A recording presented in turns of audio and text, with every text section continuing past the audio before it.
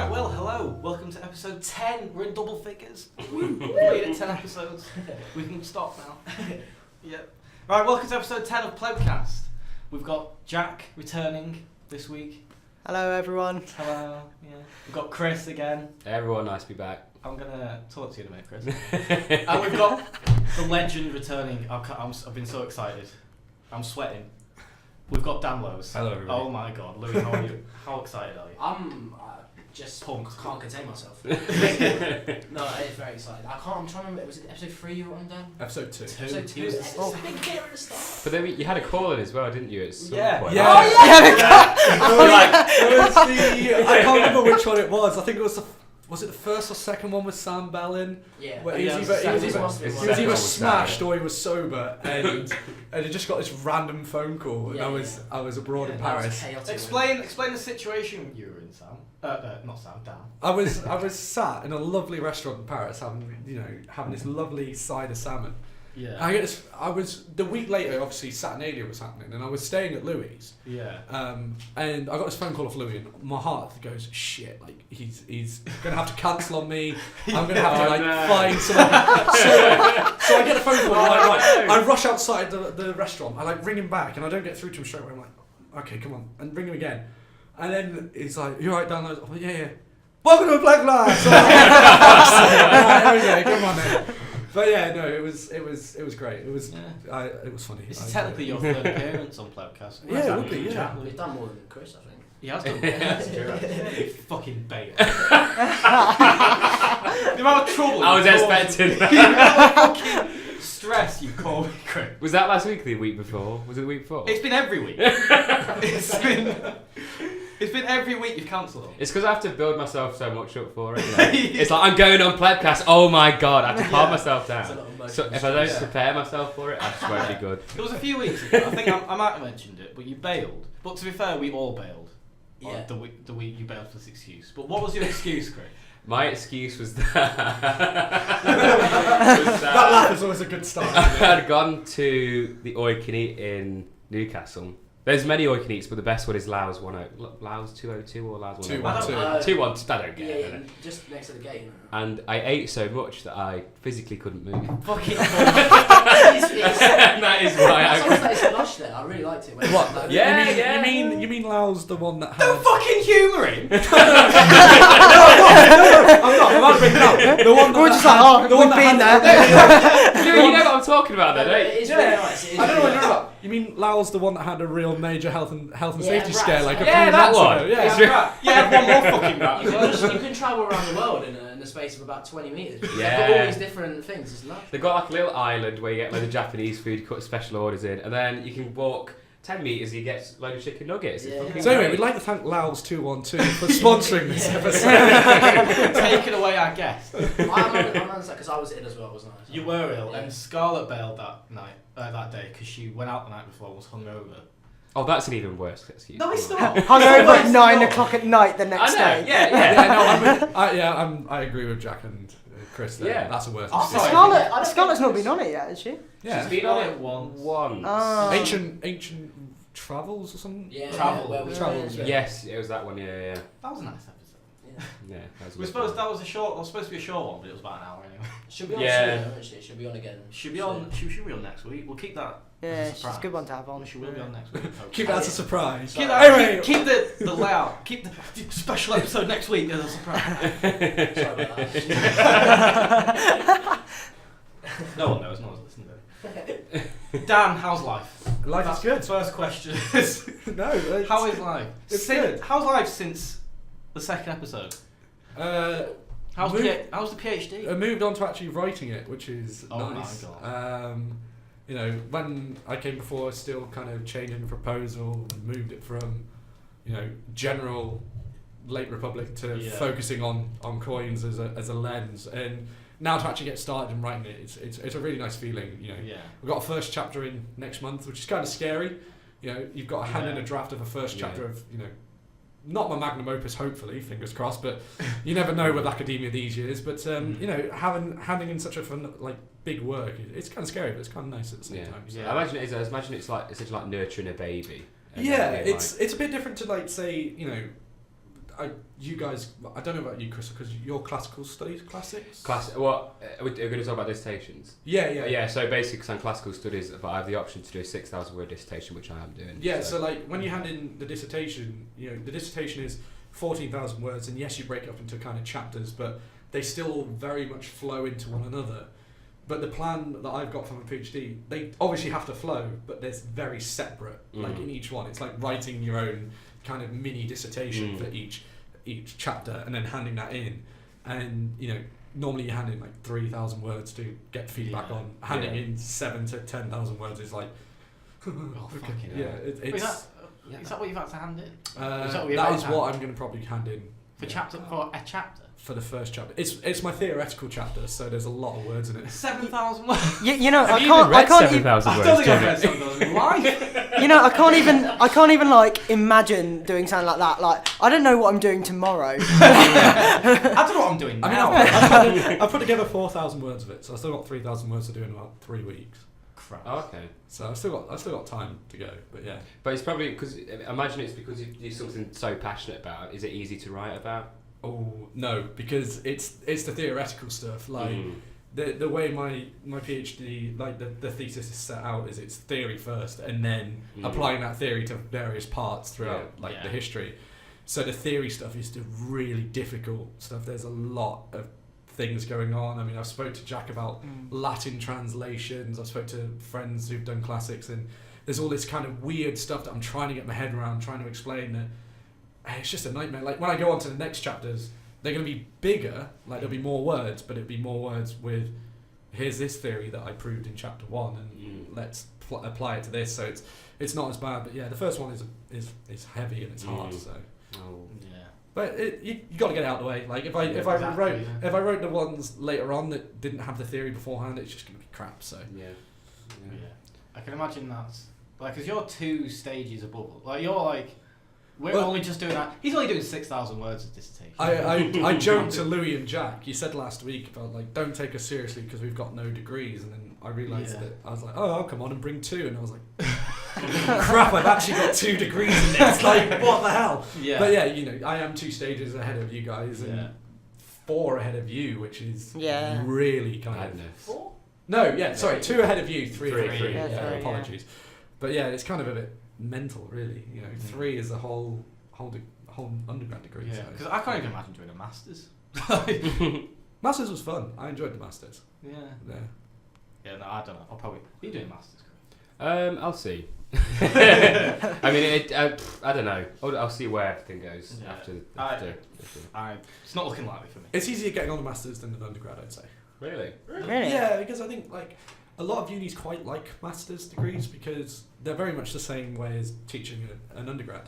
Well, if you do an MA or the science, whatever, MA for us, you're still going to lectures, you're still doing the same thing that you've always done. You're just doing an extra year. They know who you are, they know what you're capable of. There's no need to go through UCAS and do all that jargon, whatever. Yeah, you've got to fill out a few forms, but it's not really that major. Then all of a sudden when you come to the PhD, that's when you hit that next roadblock, the research proposal and obviously everything like that. But I've got to get 2 1s first before I even think I about know. When you asked, I was like, no, at this rate. I'm exactly the same. Yeah, this has to take off. This is the insurance plan. This is not the insurance, it's plan A, B, and Right, today's topic, it's Rome. It's very broad.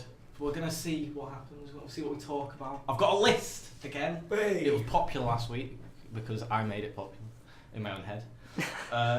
This list is top 10 Roman emperors. Ooh. So like the list. Question.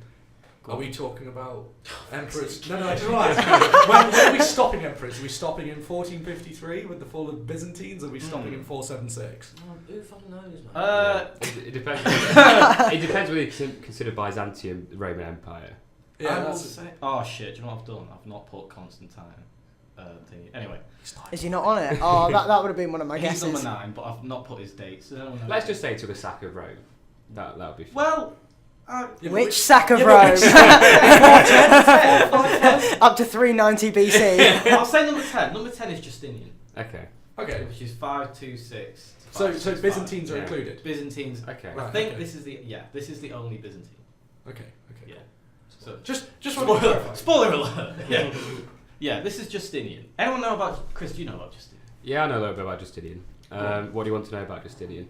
His life. I want an autobiography. So Justinian is like this really interesting character because there are a few emperors before him that did this, but he was one who rose from basically peasant status to becoming like the emperor of probably the most not progressive is the wrong word, most developed city in the world at that time. Yeah. Is also especially interesting because he was so good at it, and he basically completely changed the idea of what it is to be Roman.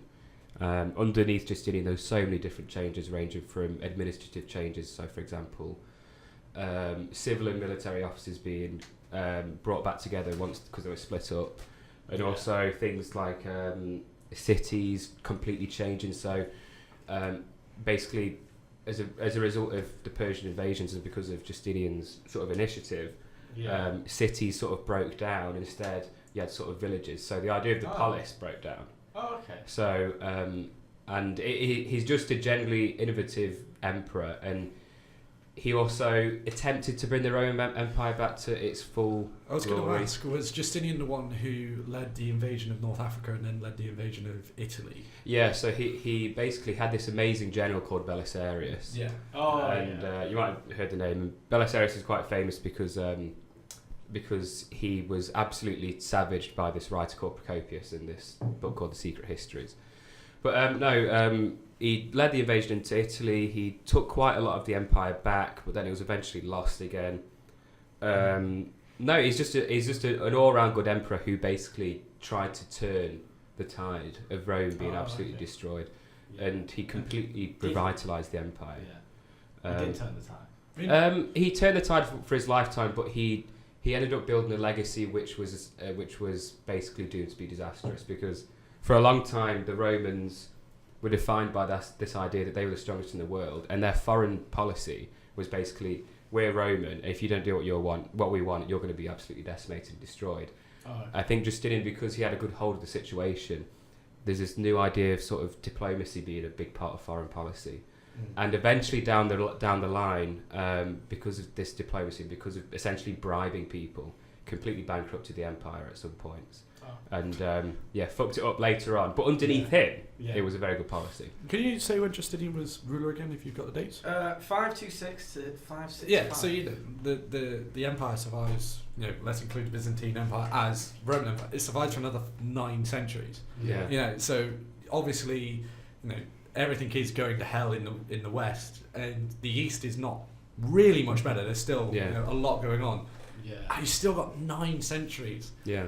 9 centuries is a really crazy time. If we went 9 centuries back now, we'd be going back to the anarchy in Britain. We'd still have the House de Normandy under William on our throne. It's crazy. Just any time you talk about Rome, and I think this is an important thing to bring up quite early on, hopefully. Yeah. Any time we talk about Rome spans such a massive period of time. Yeah. I brought this up with Louis and Jack before, and I've stolen this from someone else, but the decline period of the Western Roman Empire, so about 250 to 476 with the usurpation of Romulus Augustulus, is more time than America has been a nation state in the world. I mean, American history fits into just the decline period of the empire. That doesn't include the rest of the empire, the Republic, and then the kingdom, and then the Byzantine Empire that lasts another 1,000 years afterwards. That's the thing though with the ancient world. That's one of the biggest things I had to get into my head when I first started studying it at uni. The time period. I mean, especially if you look at Egypt, the time difference between the pyramids being built and Cleopatra being the last queen of Egypt. Cleopatra lived closer to us than she did the building of the pyramids. And we just have no idea. In my head it's just one day the pyramids were built, the next day Cleopatra was there. And you just don't even think about it. Remember Cleopatra was Greek, she wasn't properly Egyptian. Well, yeah, of course there's massive amounts of history there. That's Hellenistic history. She was the last Ptolemaic exactly. queen. But it is, and I think that kind of goes back to like, oh yeah, but why do you study ancient history and not just history? Well, when we talk about history, we normally start after ancient history is done and gone. But there was just just the same amount, if not more time, in ancient history to study than there is in history, inverted commas, after the Empire. You also look at the time between Socrates, 400 odd in Athens, and the birth of Christ. Yeah. I mean, that's the same difference from like us to Queen Elizabeth I. Yeah. You know, you don't even look at it like that. All the time that's gone between. It's you know, it's a big thing to get into your head. You know? It is completely mental. It's just the point where it gets so old that we can't just distinguish the amount of time. There's just a point where like the human brain can't really fathom the amount of time between them. Yeah, exactly. Well, that was only 10. Sorry. One thing I forgot to say as well is that Justinian, if it wasn't for Justinian, then Christianity would not be the same as it is right now. Yeah. It would be completely different. Why so? That's a good thing to talk about. Because the next one is Constantine. Right. I don't know. I can't remember. I want to say, I'm going to get this wrong, but I want to say 313 was when he came to power. I haven't got it written. I missed because the list didn't have it written down. Yeah, but that's when I think. The Battle Battle of Malvian Bridge was 312. Yeah. I think he came to power the year after. I think it is 313. Yeah. Well, he dies in 337. That sounds so about I think right. he reigns from Constantine, who was crowned in York as emperor. He was, yeah. He was. And then he travelled. Had a bit of travel, didn't he? Down Believe it or not, when I got confirmed as a Catholic, I chose Constantine as my saint's name. Really? So nice. So technically, my name is Jack William Constantine Dugan. I'd like to say it was the Roman connection, but it was more of which most stupid saint's name I could go for, and it was between Wolfgang and Constantine. And that's a good one though. I like that. You know what I went for? What did you go for? Rocky. My confirmation name is Rocky. Rocky. Yeah. That's good. Is there a Saint Rocky? There's a Saint Rocco who's Saint of Medicine. But it's just because I'm literally obsessed with the Rocky films. That is literally the reason. Did you have a montage for your confirmation? Yeah. My mate went for Theodore because he's obsessed with Theo Walcott, and that's it.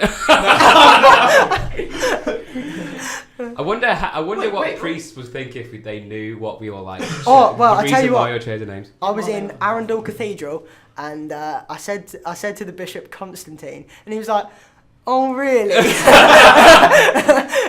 And he just went I call you Constantine. I can't remember whatever happened in the service. I was like 15. Yeah. But, what is this? What's this thing?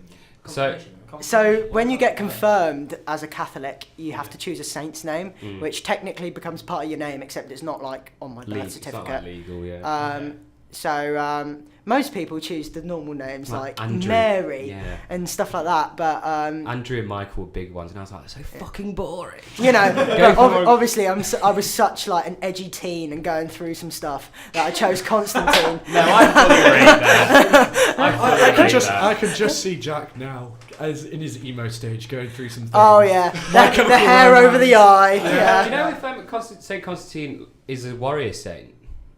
Because you know there's just like different saints. You have like warrior saints and like other saints. I wonder. Well, he came up with the Chi-Rho symbol, wasn't it? Yeah. Because he had the vision of Christ, didn't he? The battle. Before the Battle of Malvian Bridge, basically he looked to the sky and saw the Chi-Rho symbol as a symbol of God, and it's the first two letters of Christ's name, isn't it? All his troops to paint it on their shields, so that God would be with them and they would go on. And you know, he won the battle. And I suppose when you look at things like that, did it happen? Did it not? Well, this is one of the biggest debates about Constantine, is whether he basically very cynically became a Christian in order to accrue popular support, or whether he very sincerely did it. But the thing is no matter which way you look at it, whether he sincerely did it or did it for support, when you win a major battle in a civil war like that, with the background of this symbol and Christianity behind it, it gives it a hell of a lot more weight. It's almost like proof, isn't it? It's almost like, they've got Chi-Rho on their shields and then all of a sudden they win the battle. Yeah. You've got the story, the vision. But the thing was, you got to remember at that time, Christianity had gained so much ground as like the underground religion Mm. that it was the indie religion. It wasn't the religion of the people high up in the state.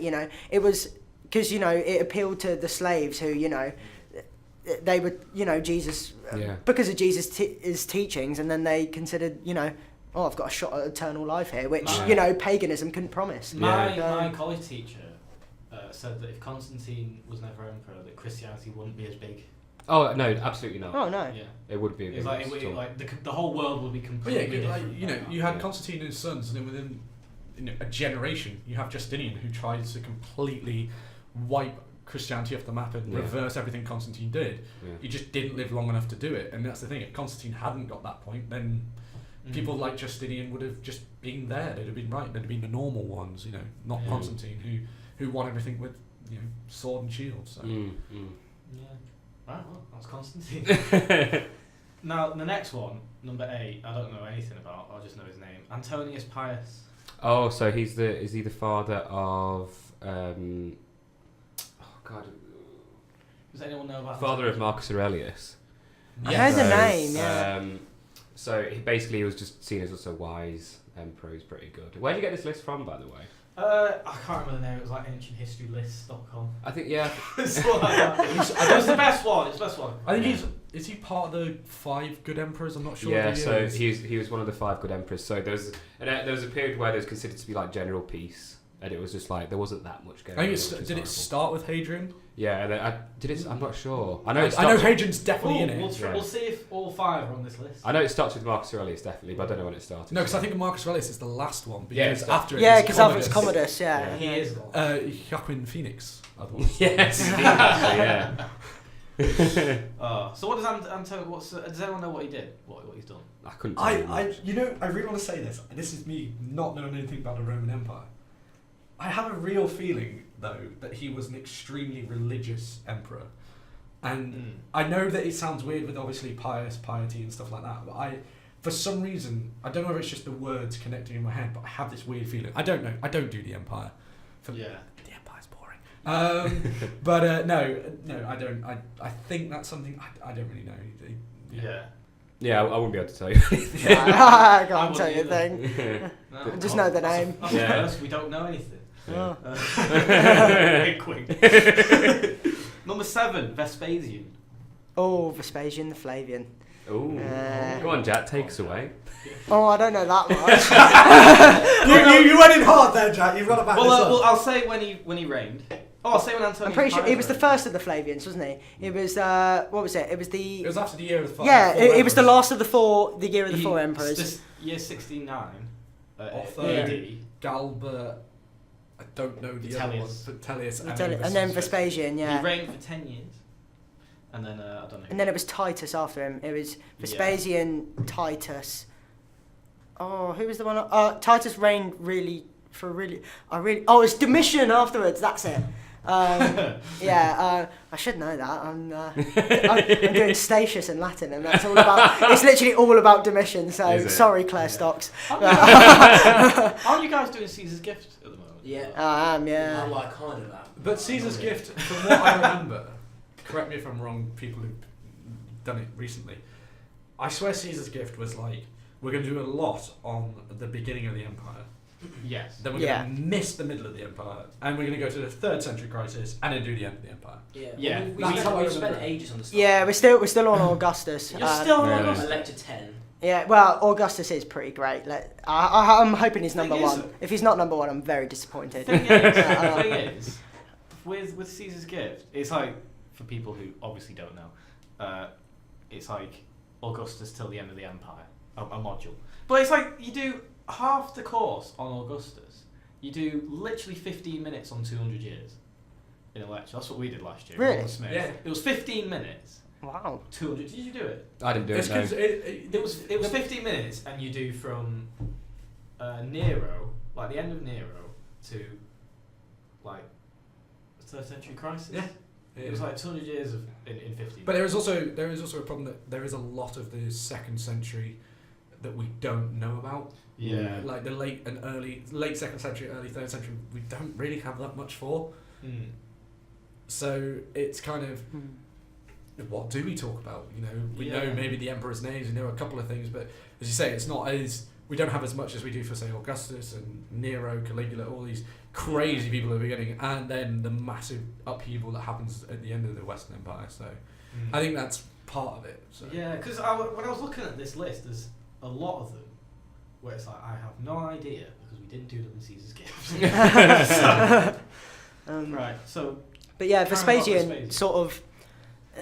As much as I know, I don't know a lot, but I know. Well, of course, there was all the turmoil of the year of the four emperors. He brought peace. He brought a dynasty after him, some building projects. But other than that, I don't know. He carried on the He carried on the Colosseum, didn't he? Who started the Colosseum? Nero, but wasn't it called the Flavian? Yeah, it's the Flavian Amphitheatre. I swear it was started on Nero, but then it got finished by the Flavians. Titus. No, because it finished in 79, didn't it? It finished like the same year as Pompeii.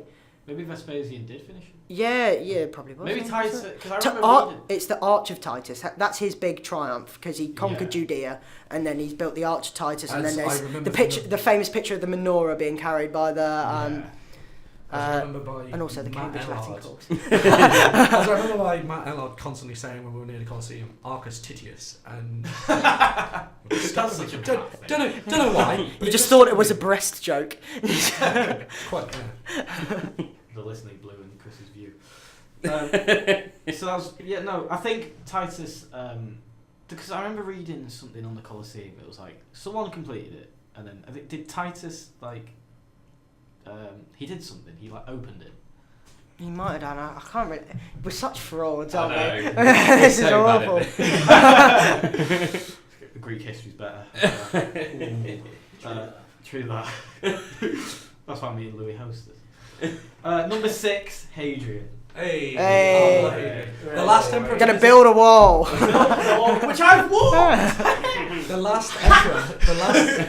The last emperor to visit every single province in the empire.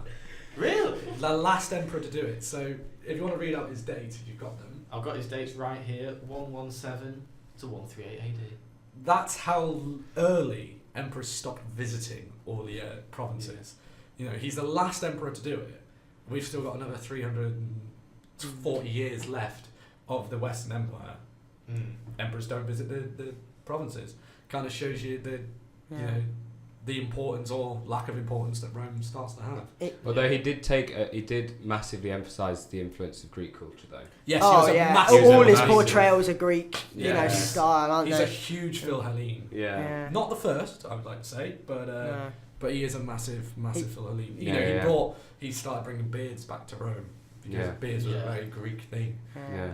He was, it was just after Trajan, so it was, the great height of the empire, and he was literally we're securing it. Hadrian's Wall by us in Newcastle is the most famous by far, but he built walls all over the empire. Yeah, he was he was securing borders. Trajan had he'd gone right through Mesopotamia for the first time ever, and Hadrian literally a matter of 2 years afterwards, he was like, right, we've drawn the border. We're building a wall. We're keeping it all safe. Yeah, he moved back across the Euphrates into western modern day Iraq, and Trajan, his big conquest was Dacia, and within the first year of Hadrian's reign, he just went, nope, we're not touching that. We're not going to be having that. We're pulling way back. We're pulling back to the old borders. Back over the Danube. He kept it very natural borders. So the time to, I don't know what the river is over in Cumbria, but that was the rivers in Britain. Obviously the Rhine to the Danube. It's interesting actually. The Danube does become like a natural border because Diocletian does the same. Yeah. Diocletian stages a massive evacuation. I didn't know that Hadrian did that as well. Yeah, but it's interesting how the Danube does become this But also the Rhine as well. The Rhine was a big one, and the Euphrates. He looked at it and went, let's keep ourselves on one side of a river.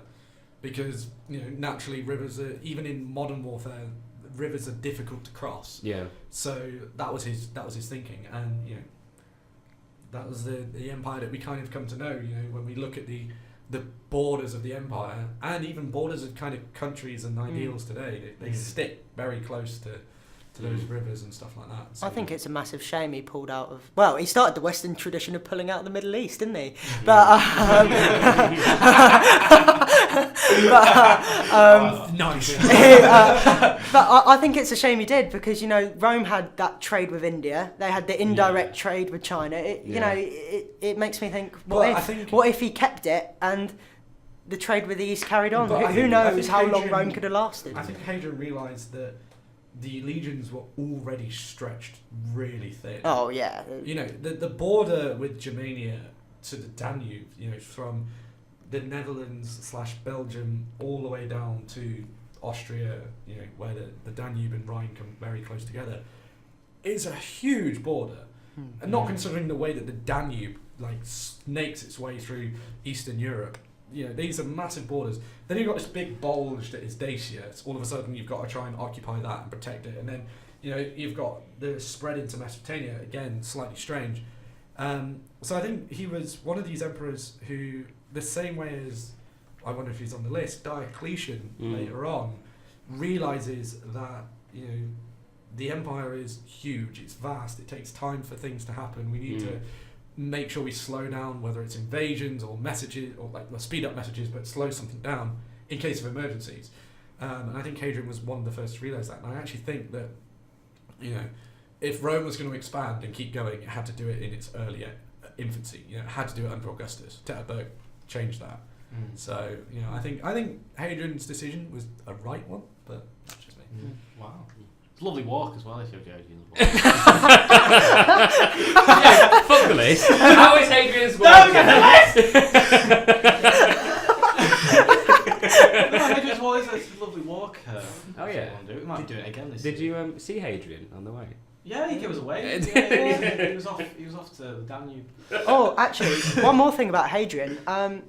Most of the Greek portraits we have are of his male lover Antinous, isn't it? Yeah. We have. He was gay. Yeah. He was in love with Antinous, and when Antinous died, he was so heartbroken. He just made portraits of him all over the empire. He just set up portraits of him everywhere, and we have ones from Egypt where he depicted him as a pharaoh and all that, and it's just incredible that getting a bit poetic. It was so nice. He was so in love with someone that he just thought, I want everyone to remember Antinous, and he depicted him in the local style to everyone, so that everyone could see Antinous. But we have thousands of portraits of him. I wonder where he got that from. A certain Alexander a few hundred years earlier, and then Achilles and Patroclus. Will you do that for me, Chris? Yes, I will do. I'll put your name all over London and Southport and all the best places in the UK. Two main bits of the UK. World, isn't it? Yeah, it is for me. Number 5, Claudius. That's something. He's someone which I know a bit about. I've actually got a little bit as well. Yeah. Claudius. Great TV show. I've never seen it. I wonder whether his fame, especially for this list, is because of the TV show and the books as well. Yeah. Also, so Robert Graves. Remember, Claudius, he literally had to make his name, and he came to the throne in 40 something. Oh, I'll tell you here, Dan. 41 AD to 54. He had to make his name. He wasn't well known. He was kind of old, kind of a bit. Did he have cerebral palsy? I don't know. Yeah, he was supposed to be an idiot. Yeah, he wasn't. Or that's the tradition in there's Seneca's Apocalypse Synthesis. Yeah, there's a really colourful image of what Mary Beard described. I can't remember what she described. Yeah, he's not ideal, so to speak, to be emperor. Yeah. So he proves himself by invading and securing Britain. Yeah. No, that's what Claudius is famous for. That's the big thing. Apart from obviously the TV show and the book by Robert Graves. Exactly. But this is the thing. Does that heighten him? He's apart from Trajan, there's no other great Roman emperor conqueror, apart from if we're talking about the Byzantines and Justinian, I suppose. But there's no great conqueror other than Claudius and perhaps Trajan. So that's perhaps why he's so well remembered and so well. Also just the idiot. English Channel is such a boundary, isn't it? Just idiot. My favourite Justinian. Right. Carry on, Jack. Yeah, so crossing the English Channel was such a boundary as well. You know, you got to think that before. I mean, I know Caesar. You know, he tried. He tried. He had a good well done, Caesar. You had a good go at it. He was like, fuck it. It's a bit wet. But you know that. Oh, it's cold. That was the sort of first big boundary. You know, before then everything else is connected. You know, you got the Mediterranean, which connects everything. But before then, that's the huge boundary to cross. That's, you know, essentially into the unknown. There was, you know, there was a bit of trade beforehand, but you know, I just there's quite a lot of trade. But you look at many coins. No, seriously, no. I'm not even joking. This is what we all came for. Boyd, tell us about the coin. No, I just want to say this. You're right when you say that it's a huge barrier, and it is a huge barrier for. Cross the roads. No, it is a huge barrier for a mass invasion such as Claudius, such as Julius Caesar. But we have a lot of early middle Republican coin hoards in Britannia. Now, there's two ways to suggest this.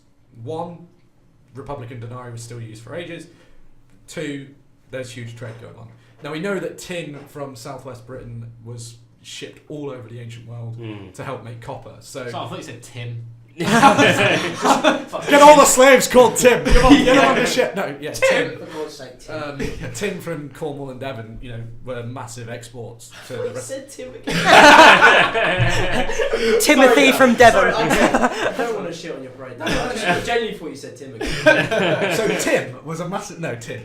But yeah, and so we've got to kind of assume that trade with Britain was huge up for a point. So yeah. Well, as I say, there was even trade between Carthage and Britain. Oh yeah. We found Carthaginian coins in like Wales. No, yeah. But yeah, I mean Claudius, he conquered Britain, and he, you know, not only, I mean, I know most Roman emperors did this, but you got to think about how much they intertwined. I mean, I live in the village of Fishbourne, where that massive palace is in the UK, and that was Claudius's relationship with a local king of the Atrebates tribe, Regnenses tribe, called what's it? Cogidubnus, and Cogidubnus lived in this, you know, this palace which is bigger than Buckingham Palace, you know, on the scale of Nero's in Rome. This is massive. You got like. It's incredible that the legacy he has left. You know, there's no reason we should frown on Claudius for what he's done. I mean, he's made Britain what it is today. He laid the foundation. He did completely laid the foundations, and he did it in my village. But there is a reason that it's called Britain, you know, which is Rome, the Latin Britannia. That's why we have the name. So yeah. Caesar. Did Caesar call it? Who called it? I don't know. I think. I mean, that's who knows what the root of that is, but that could even be a Celtic root. Perhaps, but the fact that the Romans used it, and you know, obviously you have lesser and superior. We did it in geography. It was called something else before Caesar. Shithole. Yeah, probably. It's not sample. Do you reckon like the areas which are still like dodgy now are like dodgy today? Like, do you yeah. reckon even like when Romans went, they're like, oh, don't go biker at night. Everyone was like, let's go Skegness, and I was like, fuck off. Skegnessus? No way. Very annoying. Men on campaign, if anybody wants the Latin translation of Viri Uniter. The closest you can get lads on tour in Latin. As if you know that. You've got to go and research that, haven't you? PhD boredom, really. Yeah. Right, number 4. Oh, also Claudius built part of Portus, didn't he? Portus, the big port. Oh yeah. Yeah. That's my little bit about him. Ooh. I'm done now anyway. Yeah. Carry on with the podcast. Number 4, Tiberius. Wait, why is he number fucking 4? Interesting. He's not one of the best. He literally couldn't be asked to be emperor. Like, the only reason he became emperor was because Augustus's sons and grandsons died. Yeah. And Augustus was murdered. Germanicus murdered, died? I don't know. Germanicus was a pretty influential figure. Anyway, you know, dies, and Tiberius is like, he's retired, he's happy, and then all of a sudden, yeah, you got to be emperor. He's like, yeah, all right, fine. And he comes up, he doesn't really do a lot, as far as I'm aware. Like, All He he just does goes mental, is- doesn't he? According yeah. to Tacitus. And Yeah. Yeah, Tacitus fucking shit. All he does pretty much is just basically be a pervy old man. Yeah. On what He island has was shits it? on Was orgies, it doesn't he? what was the island that we retreated to? Capri. That's was it. Yeah. Yeah. And it's very interesting actually. Classic What's it- strip. Classic strip. Hey. We can go there to his Yeah. villa. Ooh. Capri Sun. One thing. Where's he gone? Capri. It's just got loads of orange juice. One thing I find so interesting, I don't know why I find this very interesting, but about Tiberius's rule is that basically through because he used to claim loads of money back when people died through wills, he also used to take people's money away forcibly. Apparently he amassed such a fortune that it actually left like a massively significant dent in the Roman economy. Really? And apparently feeding Tiberius's fortune back into the economy when Caligula basically blew it all, apparently completely changed everything. I think that was so interesting. Yeah. Apparently he's one of the richest people who ever lived. Tiberius. Yeah. Fucking hell. Jesus. That's another. But I'm confused. I'm confused why he's on this list. Like, He didn't do a lot. was this like Yeah, the most what makes him famous, great? or is this the best? This is like the best. He did. Yeah. If we're gonna go. It's for like best, I think so- what it comes down to is like the best. It's like the best and the most well known and Right. the most influential Yeah. on the. Because like To be Tiberius is so well known to us because Tacitus writes so much on him. Yeah. You know, his annals is mostly Tiberius, so that's why we know so much about him. And yeah, Suetonius. There's a lot of just writing. Yeah. It's very iconic. Because he's to the be- second emperor. He's the Yeah. second emperor of Rome, so you know he's there. He's there Yeah. with the media coverage. It's sort of iconic for being a very bad emperor, really. Well, not a bad, but just. He's just a very average emperor. It's like, you know, when I did him in History, Literature and Truth, that was like my big exposure to He's Tiberius. known more for his personal failings than for Yeah. his, He's like a professional Kardashian business. more than an Yeah. emperor. Yeah. He didn't want to be emperor in the Yeah. first place. You know? That's why he retired to Capri. He reigned for a long time. Wasn't Yeah, he? he- 14 AD to 37 AD. But it's quite interesting to actually, not Tiberius, but to study the politics which went on underneath him. Yeah. So, for example, you know, there's so much speculation about how much his mother interfered with him becoming emperor, with Livia interfering with things, and also with Sejanus, who was the head of the Yeah. Praetorian Guard, who Yeah. amassed lots of power, and there's lots of political interest there. And I don't know, maybe not Tiberius himself is like one thing, but what happened underneath him and around him at the time. Yeah, is I think, more like, interesting. Livia Who is was such an interesting character. Like, Yeah. you know, if you ever want to talk about women in power in the ancient world, Livia is one of the people to like focus on and Yeah, start. absolutely. I think he's on this list just of like how the empire was after Augustus. I think actually talking about Livia, one thing you could talk about for a podcast is the influence of specific Roman women. So Livia, Helen, who was Helen we're Constantine's creeping mother. into maybe next week. Yeah, and Theodore, Justinian's wife. Maybe next week's a special episode. Mm. Right, we're gonna guess the top three. What in order? We'll start with you, Chris. What do you think? 3, 2, 1 is. Is this list classed Caesar as an emperor, even though he isn't? But is it not? Absolutely not. All right, okay. That would have Well, been it's just one of my that questions. some do, you know what I mean? That Some pisses me do, off, but some I- He's a do. tyrant. I made He's sure not an that emperor. if Caesar was on one of the lists, I'd be like, I'm never going on that website. Yeah, fair enough. Because he's not an emperor. That's the whole No. thing. Caesar isn't an emperor. He never was an emperor. He's a dictator. There was. No. He was closer. He was just. He's like the prototype, wasn't he? Yeah, he was like. It was like Caesar. Like laid the foundation. Well, remember that for Mark Yeah. Antony. To be emperor. Yeah. Remember, Mark Antony turned up to the Lupercalia festival, absolutely pissed out of his head one day, with a diadem in his hand, and went up to Caesar, who was stood like sat on this huge not throne, but like above everyone else, and tried to crown Caesar 3 times. Oh And- yeah. and- Yeah, he refused to be called king. Yeah, Yeah, non obviously. non-Rex said Kaiser, isn't it? Yeah. My name is not Rex. Yeah. My name is Caesar. But then, you know, there's this whole kind of tradition in the ancient world of how much did Caesar play into that? You know, because what do we call the emperors after? You know, Caesar. Yeah. We call them Caesar or Augustus. Augustus. You know, that they take his name. So, as you say, he's not an emperor. No, but he is a tyrant, he is a dictator, he is this stepping stone and the foundation that would lead to the emperors. So, but yeah. So I can see why people get confused as to why if Caesar was an emperor or not, but he wasn't, and it annoys me when the lists include him as an emperor because he wasn't. But okay, what's your 3, 2, 1? I'm gonna say the top 3. We've and I'll give you a little clue. We've all mentioned. Oh. I think we know what number 1 is. There's no surprises. So Like last week. I'm gonna say Marcus Aurelius is gonna be on there. Yeah. Okay. Augustus are quite obviously gonna be on there. Okay. And I don't know. Tiberius being on there is a bit weird. I'm gonna say he's like Caligula. I don't know. Even though he's famous. He's not a good emperor, but he's famous. Yeah. Jack. So my number 1's got to be Augustus. Okay. I think Trajan's got to be on there, definitely for being the top conqueror. Okay. And I'm torn between Marcus Aurelius and Domitian. I think I'm going to go Domitian. Just for the sake of argument. Yeah. So I reckon 1 Augustus, 2 Trajan, 3 is either between Marcus Aurelius or Diocletian.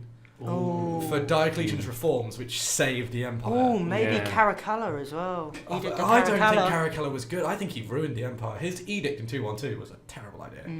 Giving everyone citizenship when the army is the main way into it. Anyway, no. Don't take my slap on the wrist.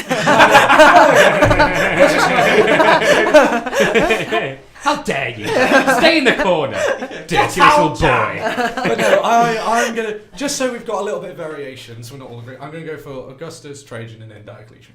I think Diocletian. Yeah, Diocletian. I think Dad's got it there. With the tetrarchy, yeah. But I don't think it is. I think it's Marcus Aurelius, but I'm gonna go for Diocletian. Oh, shocked. Oh, you all could have got it right. Oh, Nero's going to be in it, isn't he?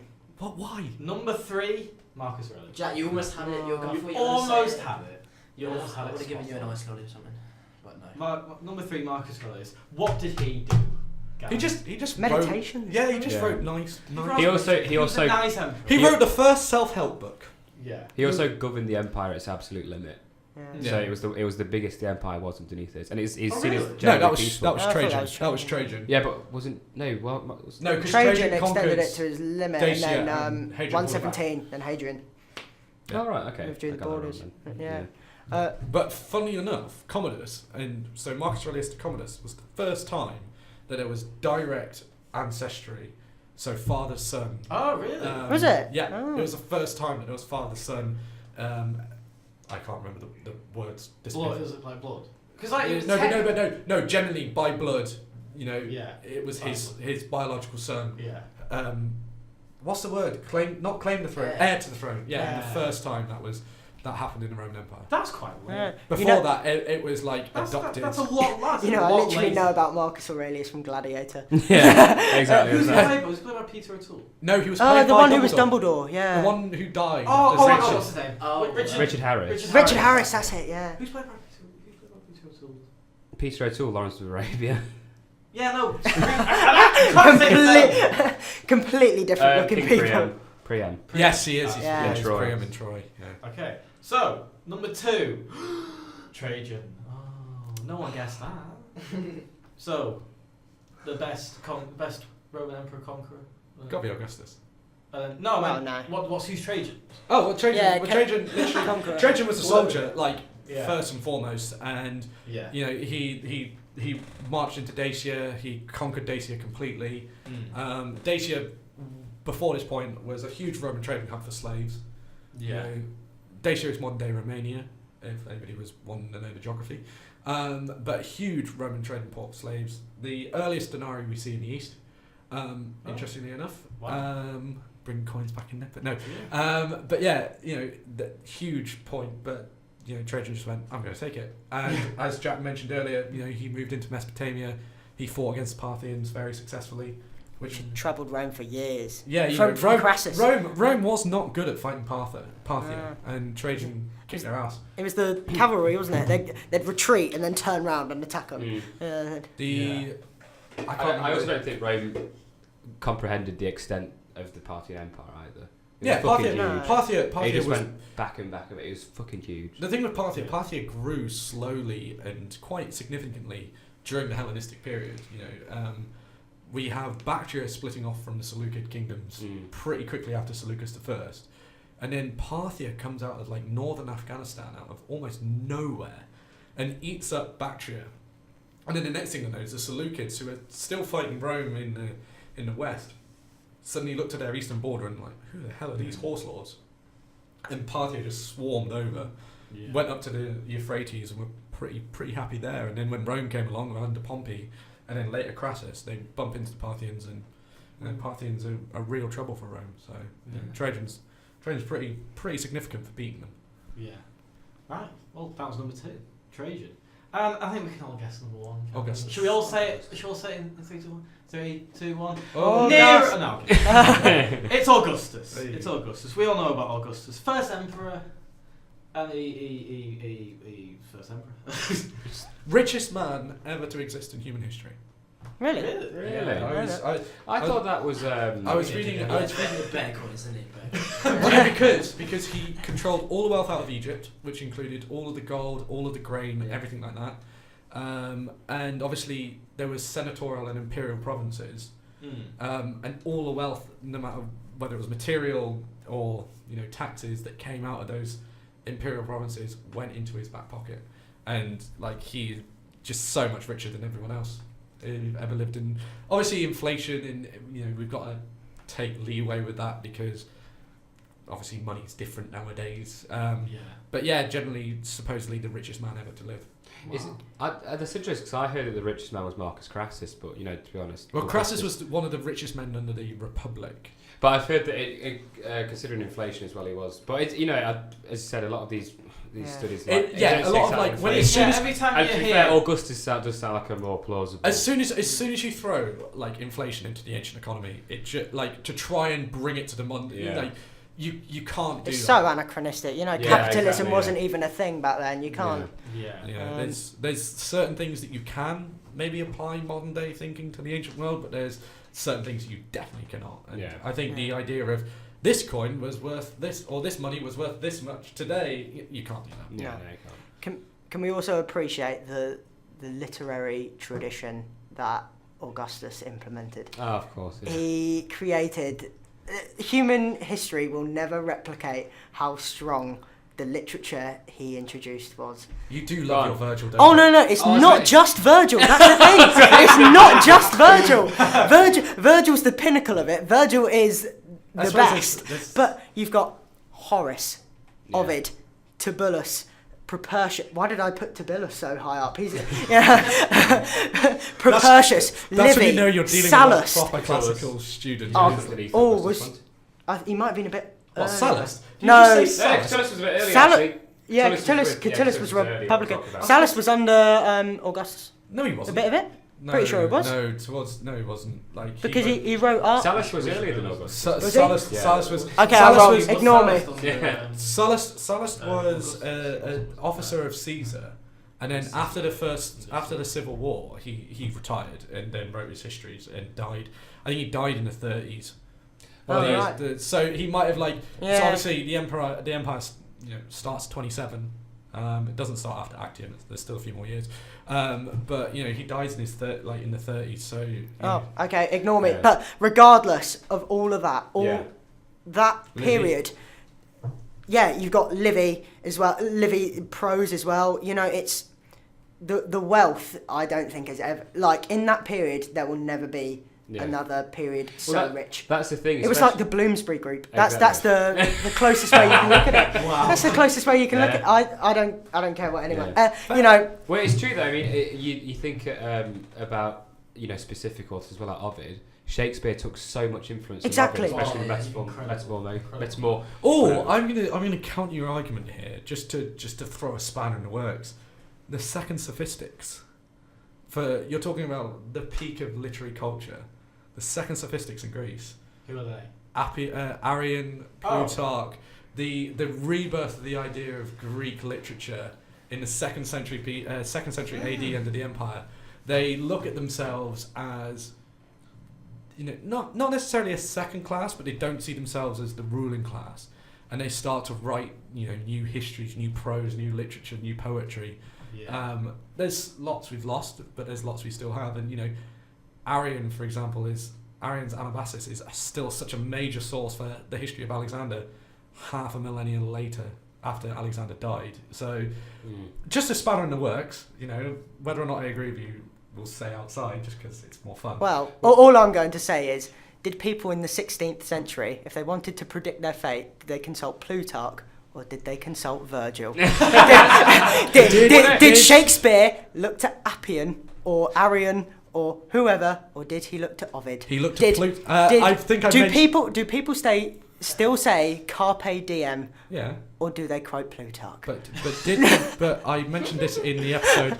But Jack, I mentioned this in the episode I was on. Shakespeare's. Do you remember that time that Vista was like, carpe diem, what does it mean? And everyone was like, seize the day. Oh, yeah. And he was like, no, it's not. It is pluck the day, actually. And we were just there like, fuck it. Just straight in 9. We were just there like, oh my god. No, but to be fair, I think I do agree with you, Jack. I mean, and to be fair, I know that Arian... the history and all that, of course. Plutarch is arguably one of the cleverest people in ancient history, to be perfectly honest. The way they it's fantastic, isn't it? The lives.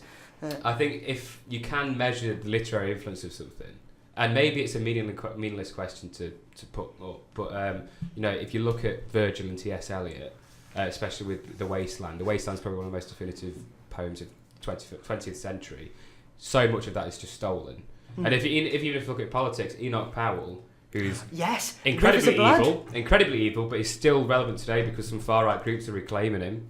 The Rivers of Blood speech, he says in his speech, like the Roman, I predict the rivers of blood.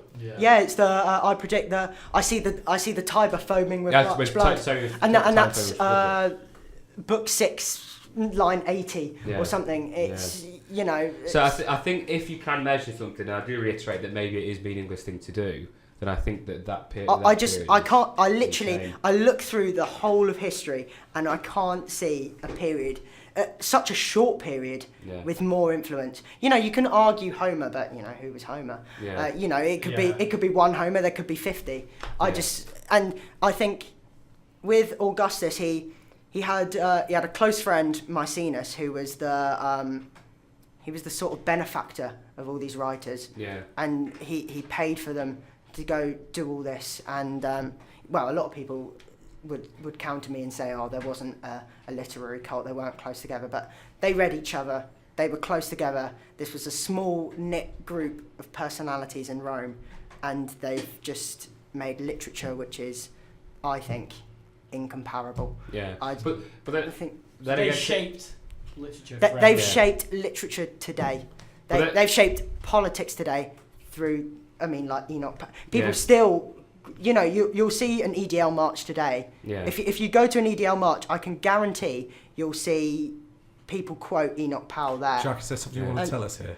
No. But you see it. You see the. It's completely. Come out to Gotham and join in the. Of course, it's they're completely abhorrent views. But you'll see people talk about that Rivers of Blood speech. You'll see people quote Shakespeare, and Midsummer Night's Dream is all Ovid, and it's just you still feel it all today. All history to Plutarch, though. Yeah. It's very influential, of course. I can't help but contradict myself because I say that Virgil has influenced so many people, and especially Ovid and Shakespeare. But then you also look at Shakespeare, and especially Antony and Cleopatra, where practically all of what Enobarbus says in that play is lifted almost directly from Plutarch. Hell, and the terrible Alexander film by Oliver Stone lifts word by word the passage from Plutarch where Attalus, Alexander has grown up. This is after the Battle of Chaeronea for Philip II. Coming up in Apocalypse history pretty soon. But comes up and he marries Atlas's. I'll bleep that out. Marry Atlas's niece or something, and Atlas goes, "Finally, Philip, you can have a true-born heir." Which Alexander flips out at, because Alexander is, he's proven himself at Chaeronea, he destroyed the sacred band, he's great. And Alexander literally throws a cup at Atlas, and Philip, who's smashed at this point, gets up, draws his sword, falls over. And then Alexander goes, "How do you expect to lead the Greeks into Asia when you can't even lead your feet?" or something like that. But the Oliver Stone film with what's his face, Colin Farrell, as Alexander, has it word for word verbatim what the English translation of what Plutarch says. And I have to say I do agree with what you're saying. I just wanted to throw in a spanner in the works. No, of course. But it's there's so many points in history that we have this burst of literary culture that it's in incredible. Such a short period of time as well. And even on Shakespeare, we talk about Shakespeare and Ovid. We won't get into Shakespeare and Marlowe, but Marlowe wrote a play, Dido and Aeneas. Yeah. Book for the, it's... Yeah. So Augustus did a lot. Yeah. Sorry to get into a massive sidetrack. We've run out of time to do my questions. Unfortunately, you'll have to come back. You'll have to come back. Yeah. I think we'll have to do another podcast all about Rome. Yeah, I was going to say one podcast on Rome. One podcast on Rome is not. It's a bit like Caesar's gift, isn't it? Really? Yeah. 15 Give us a ring. I'm sure. Didn't even get out the list. I'm surprised that list took fucking an hour. Lists are good. We'll have more lists. More lists. Yeah. We'll make it a feature. Because Benja's news is. What? Benja's news fucked up. Yeah. With Benja. Yeah. So no, thanks for all for coming, Dan. It's always a pleasure. No, it's been a pleasure coming back on again. Yeah, and hopefully you'll be back again before the year's out. Yeah, hopefully. Yeah. So thank you guys. Come bowling with us tonight. Tonight? Yeah, because it's on Wednesday. Oh shit! Yeah, it's out on Wednesday. Bowling tonight, Jack. Yeah. Very quickly, sum up what's happening. Classics bowling. Okay, cheers. No. Come just before 7 because you need to get your shoes on and that. It's £5 for a game of bowling and a pint. Okay, good. So do it right now. If you listen to it right now, fucking stop. It's a class night. We did it last year. It was class. Yeah, nice. All right, sweet. Thanks very much, guys. See you next everyone. week. Bye. Thank you.